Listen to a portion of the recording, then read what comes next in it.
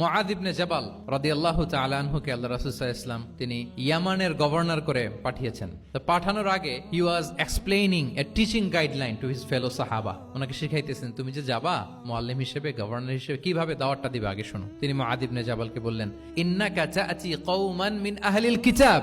হে মুআয, জেনে রাখো এমন একটা এলাকায় তোমাকে পাঠাচ্ছি, তারা কিন্তু আহলে কিতাব, মানে তারা হচ্ছে Jewish and Christian community, they are not Muslim, তারা কিন্তু ইহুদি খ্রিস্টান ওখানে। সো তুমি কিভাবে দাওয়াত দিবা? ফাদউহুম ইলা শাহাদাতি আন লা ইলাহা ইল্লাল্লাহ আন্না মুহাম্মাদুর রাসূলুল্লাহ। প্রথমে তাওহীদের দাওয়াত দিবা। আওয়াজ করে বলেন, প্রথমে দাওয়াত হবে কিসের?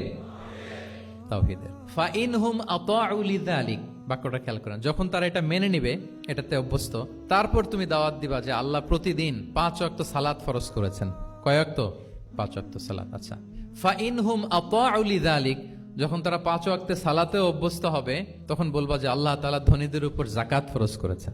ফাইনহুম আতাউ লিযালিক, যখন ওইটা মানবে, এরপরে বলবা রমজানের রোজা ফরজ করেছেন।